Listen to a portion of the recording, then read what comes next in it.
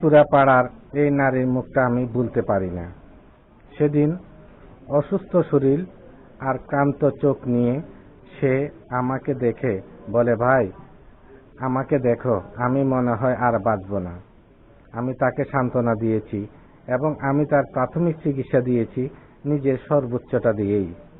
হয়তো একটু স্বস্তি পেয়েছিল, তারপর তাকে হাসপাতালে পাঠাই।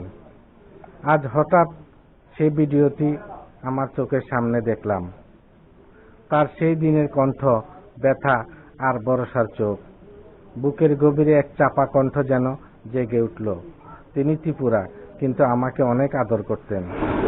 সে আজ আর আমাদের মাঝে নেই, চিরদিনের জন্য বিদায় নিল, কিন্তু তার স্মৃতি, তার হাসি আর সেদিনের সেই চিকিৎসা চিরদিন থাকবে আমার মনে।